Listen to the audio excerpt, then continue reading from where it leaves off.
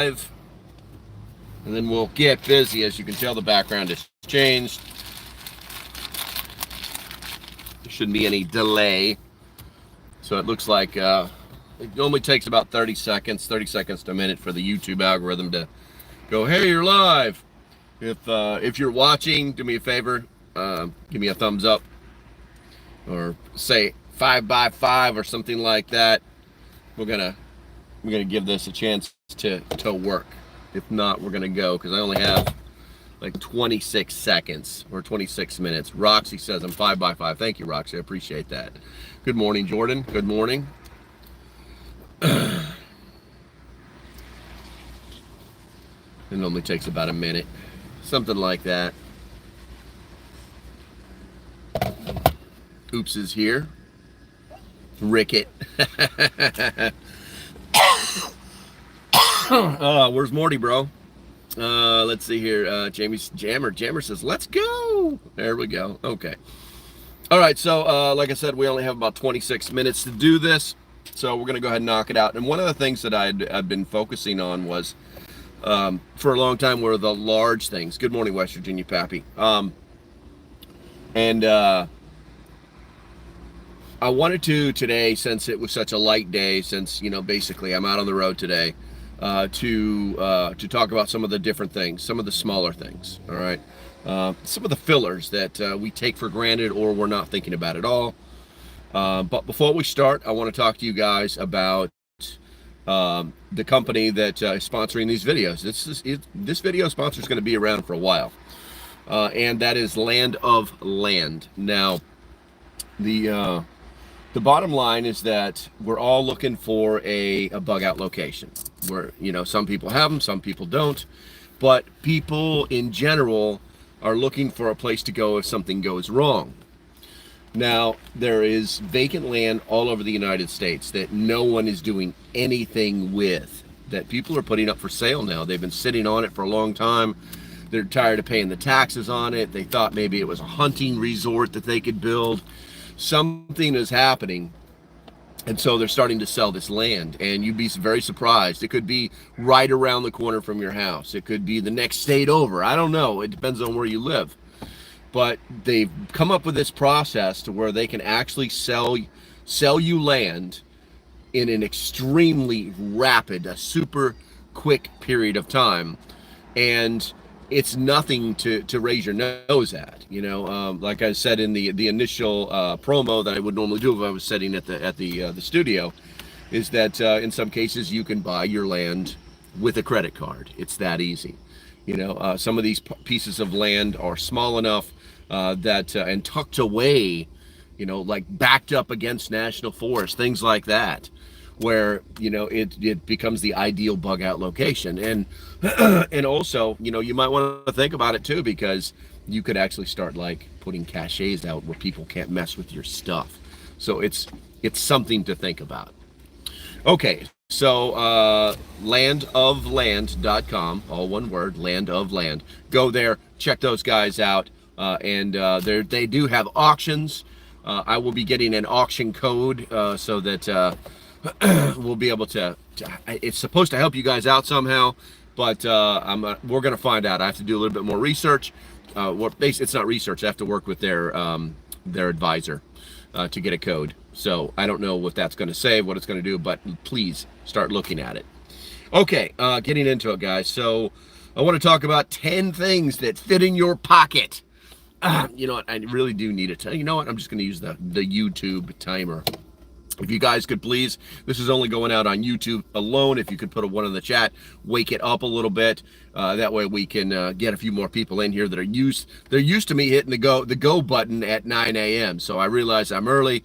It is what it is. There'll be people that missed it, but sometimes that's just the way life goes. Honestly, I'm very seriously contemplating not doing any more lives on Tuesdays, because I'm supposed to be doing what I'm doing today on Tuesdays, and I didn't do it yesterday so that I could make you a live stream. So, food for thought. All right, we got the coffee in. I guess number 1 on the list is a multi-tool. I'm not a super fan of them, but you know what? If you had one that you could carry around with you that did the job, yeah. A multi-tool is an essential survival gadget that combines. I wonder if there's a way for me to. Let me see something here. Let me see something here so see if it looks better. Yeah, maybe. A multi-tool is an essential gadget that combines various tools into one compact device. It usually includes a knife, pliers, and screwdrivers, among other things, making it versatile for numerous tasks. Perfect for unexpected repairs or simple tasks. You get a knife for cutting, you get pliers for gripping and bending, and you get screwdrivers for tightening and loosening screws. Multi-tools are extremely useful. I personally don't carry a multi-tool because of the weight, because it's basically like carrying rocks around in your pocket. But if you've got a multi-tool that has a clip on it, that changes the game, guys. That changes the game. All right, let's see. Try to get this the mighty LP clipboard. If there's a way to get this so that it's a little bit better for you guys. I think, yeah, that might work. That might work. All right, so the next thing is a pocket knife. I think that a pocket knife is a small folding knife that can easily be carried in your pocket. We all know that. It's used for cutting rope, preparing food, or even self-defense in dire situations. Where are we at here? There's its compact size makes it discreet, a handy tool to carry. And it offers a blade for cutting, a bottle opener or opening beverages, scissors, or small cutting items. I think that's the main thing is. I think that everybody should have a pocket knife on them. I mean, I have one. Where's it? I have one in every car that I have. I do kind of do the shorts thing during summertime, so I always make sure that I have a pocket knife wherever I go, basically. So I think that it's important to have that. I think it's the universal cutting tool that changed the world. You know, West Virginia Pappy says, I've carried a pocket knife since age 5. Yeah, exactly. I remember, what was that? My first pocket knife my father gave me. It was my grandfather's. It was one of the original old timers. It just had 2 blades, you know, a short blade and a long blade. I didn't know why, but it did. It's laying around here someplace, so it is what it is. All right, let's see here. The next one is, where are we at here? The next one, believe it or not, is the, I took too many pages off. It's humid today, so all the paper is sticking together. All right, so the next one is a mini first aid kit. A mini first aid kit is essential for treating minor injuries while on the go. It typically includes Band-Aids, antiseptic wipes, and pain relievers. Compact and easy to carry, it's a lifesaver in emergencies. What does it offer you? Band-Aids for minor cuts, antiseptic wipes for cleaning wounds, pain relievers for minor aches. And this is actually all really pretty simple stuff. You know, you just need, did you know that you can buy, if you go to the Ziploc bag section at Wally World, they sell these Ziploc bags. They're just big enough to put like 3 fingers in, maybe even 2 fingers in. And they're about that depth, about the depth of the finger. And you can put basically a handful of Band-Aids, yeah, some antiseptic wipes, and you know, a couple of Tylenol or acetaminophen or you know, naproxen sulfate or whatever you want to put in there. And you can actually like take that and just kind of carry it around with you, and you're golden. It's like the stuff, you know. Let's see here. Short one for small jobs and one for the big jobs. There you go. I got you. But yeah, it's kind of, I think, you know, after I learned my lesson by building, you know, these trauma kits, and then one day cutting my hand open at a gas station and realized I didn't have any damn Band-Aids in my first aid kit or my trauma kit. It was so stupid. And so I literally had to go create like this little bitty first aid kit to keep in my car. You know, so think about that stuff. Think about that. All right, number 4, fire starter. Fire starter is a crucial tool for creating fire in survival situations. It can come in various forms, such as flint and steel, matches, or a simple lighter. Reliable, easy to use. It ensures you to start a fire for warmth, cooking, or signaling for help.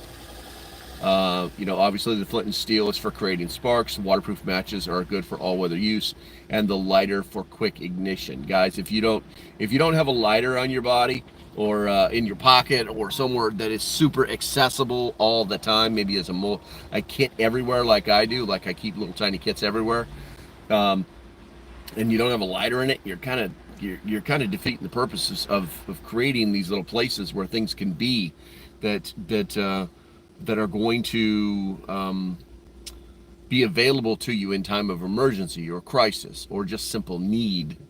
It's a easy lap sharpener. I got you. Fanny pack makes a good mini bag. I like that, West Virginia Pappy. I like that. All right, so let's see. Number 5, emergency whistle. Believe it or not, emergency whistle is a small, loud tool for signaling alert others to your location. It is especially useful in rescue situations where shouting may not be effective. Its loud, piercing sound can travel long distances, making it an essential tool. I do keep a whistle, one of the non-dog whistles, the little silver ones that are loud as crap. I do keep one of those inside of my kits. Why? Because if you needed a call for help, and it's in today's age, it's all about, hey, call 911, and then you start doing CPR or whatever, but there's many situations where you're by yourself and you need to be able to do more than one thing at a time, and those little whistles really change the game. If you're trying to work on a wound, you're trying to help somebody who may be unconscious, and you don't have your phone, that whistle is a magic button, man. Those things get people's attentions really fast. Good morning, Edie. Let's see. I have a wife. She's loud enough, but you can't carry it around in your pocket. There you go, bro. Okay, let's see here. Emergency whistle. We just did emergency whistle. Got to get the sticky paper out of the way. All right, let's see here. Paracord, guys. Paracord. I am more of an advocate of tarred bank line, but you can't really keep tarred bank line in your pocket because it will get the inside of your pockets all mucky. But using paracord, having paracord available, small strips. You don't have to do the big 50-foot thing because that's not going to fit in your pocket very well.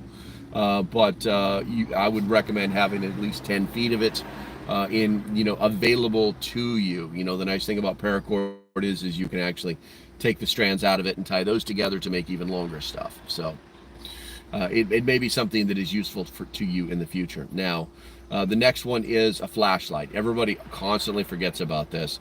A flashlight, small pocket-sized flashlight, essential for visibility in dark environments.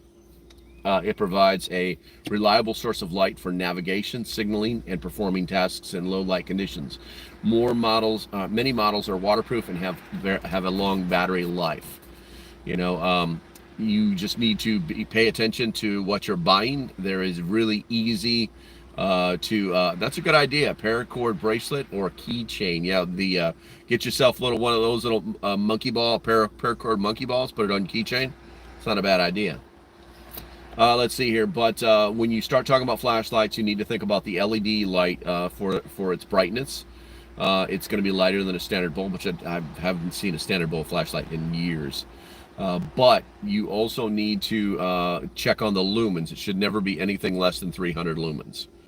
And then waterproof for durability. You might have to use it in the rain, that kind of thing. And then the battery life on these things a lot of times is actually extremely good. So, all right. Hey, good morning, Cool Colt. Good to see you, bro. Good to see you. Let's see here. Ian, yeah, she's loud. Okay, so this is something people never carry in their pockets, and they ought to think about it. And I say this because we don't use this skill. We don't think about this anymore.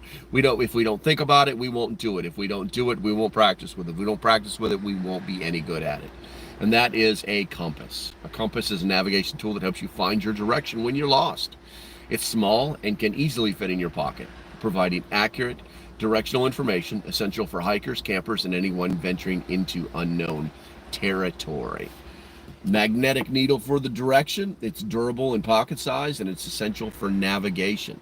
Now, let's say you're driving down the road, okay, and you know this town, you know where you live, you've lived here your entire life, and something goes wrong on the side of the road, and it doesn't matter. It could be a cry, it could be anything, but you decide you're going to plunge into the woods and start heading towards wherever you think you're going.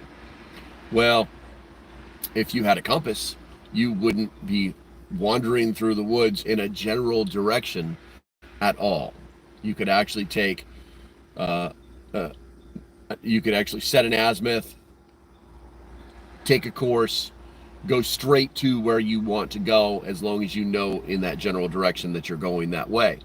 Most people are like, well, I live here my whole life. Yeah, and if you lived here there your whole life, you can't tell me for a second that you've never been twisted up in the woods before. Never. Because it's going to happen, and you know it. So, all right, let's see here. Number 9, water purification. Number 9, water purification. Believe it or not, water purification tablets are a compact, effective way to make water safe to drink. They kill bacteria and viruses, ensuring you have easy to clean water in an emergency situation, easy to use. They are a must for any kit. They kill bacteria and viruses. They're lightweight and portable, and they are essential for safe drinking water. Now, if you ever get into a situation where you really, really need water, and this is going to be the lifesaver. This is going to be the lifesaver. Most people are like, well, I'll just get a life straw. Yeah, do me a favor. Put that life straw in your pocket for a week, and after a week, tell me how you feel about it. Okay? But you could actually take water purification tablets, put them in a tiny little Ziploc bag, and stick them in your little pocket kit. And yeah, not even a space changer, Mini Sawyer, go ahead, put that Mini Sawyer in your pocket, carry it around for a week for me. Let me know how you feel about it. All right, let's see here. Number 10, the space blanket. The space blanket is a lightweight, compact blanket made of heat-reflective material. It helps retain body heat in cold conditions and can also be used as a signaling device due to its reflective surface. Essential for staying warm and visible in survival situations. It retains body heat, reflective for signaling, and lightweight and compact. So those are my list of 10 things that should be inside your personal survival kit on your body. Now, is it EDC? I don't know. I don't know. You could create an easy EDC. I know people that carry around a lot of stuff. They love their cargo pants. But you have to decide what is going to be necessary for you. Yes, space blanket can also be a shelter. There you go, West Virginia Pappy. But you need to decide what is going to be the things that you need. Now, like I said, it's summertime, so I live in flip-flops and shorts and these synthetic shirts because they're comfortable. It's all just comfortable. And they don't really offer a lot of pocket space. So I make sure that I have things staged all over the place, in all of my cars, in different spots in the house. There's actually a couple locations out and about town where I know that nobody will ever mess with anything, and some stuff is staged out there too. But those are the kind of things that we need to think about as we move into this time of things being unknown. And I think that's really what I wanted the focus of this particular live stream. And it's going to be short because these are simple words, guys. These are simple words. You have to be prepared for the unknown. And we talked about this last week a little bit, but how do you do that? How do you prepare for the unknown? Well, you just simply prepare. You don't know what's going to happen. You try to think your way through things. You try to set up caches. You try to carry a little bit more than you would normally carry, in your everyday life. It's funny too, because it's like, specifically with women, there's no excuse. If you carry a purse, there is no reason for you not to have these things in your purse. None whatsoever. None of those things that I just talked about are heavy. None of them. So there's like no excuse. There's no way you can't have some homemade fireballs with a lighter. There's no way you can't have 10 feet of 550 cord. There's no way you can't have an emergency blanket, a Mylar blanket. These are such minute little things that it is what it is. You should be doing this. Billy King says it's definitely getting strange out there. Yeah. Oops says I never flip-flop. No Crocs. No, I don't think you'll ever see me in a pair of Crocs, guys, but I do flip-flop. I am originally from that great Aloha state. So I know, really, it sounds just like that, right? This is what happens when you go see the world for 20 or 30 years and never come home. But you have to be in the mode now for adapting to the environment that we are all in. And let's face it. I mean, I've tried to stay away from this, but the political environment is not getting better. It's not getting better. The president will be speaking tonight. Half of the people expect him to step down. The other half expect him not to. He's going to be using phrases like, listen to me now, you hear me. Listen to me now, you hear me later. No, he's getting for this reason. You're going to hear for this reason tonight. It'll probably be short. It probably will 7 to 9 minutes tops. Who's in the mask? I know. and we don't know who's running the country. We don't know. And you can fully anticipate that things will be much worse with the vice president taking charge. And he yesterday actually gave away some of his powers to another organization within the government. And I think they did that so that, and when that happens, there has to be a record of it. So I think when they did that it was a test. They were testing the waters. They were probing to see how people would react or if they were even paying attention. And I think now that they know Uncle Jojo is freaking, done. He's done.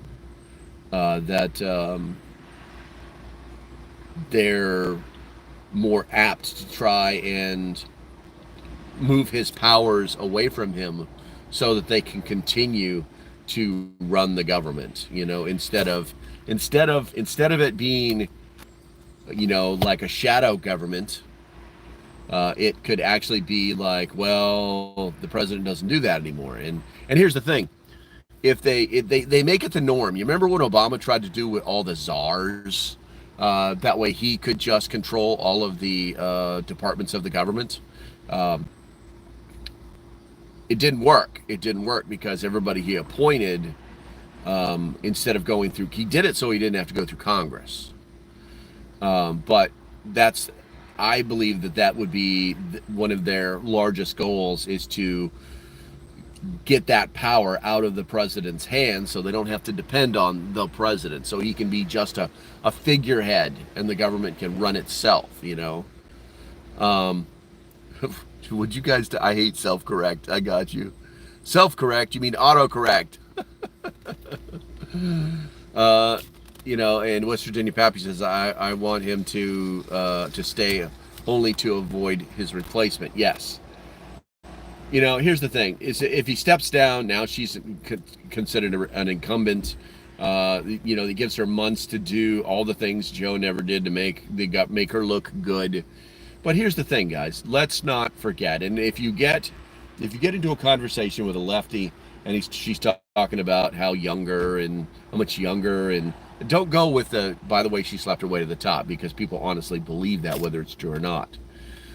Go with, she has a track record. She has a record of the things that she said and done, and that should be how we judge her. And it's not good for her. So right now they're trying to recreate, they're trying to re-image the vice president into a different role, into a different person than she was. So basically you forget about her, because we live in this environment where, I was talking to somebody the other night about videos that we make today. Like this video I make today. This video I make today will be dead in a week. It'll be dead tomorrow, that kind of thing. So I could literally tell you the meaning of life. I could tell you whether God was real or not, and I'm not poking at you religious people. I could tell you the secrets of the universe. I could tell you that aliens exist. I spoke to one yesterday, and prove it to you and bring them on. You know what I'm saying? And say, hey, this is my buddy, Murmur. I could do all of that in this video, and in a week this video will be dead. It'll be gone. It's still out there on YouTube to watch. It's still visible for people to do things with. It's still this video that's on this platform. But view-wise, it would be dead in a week. So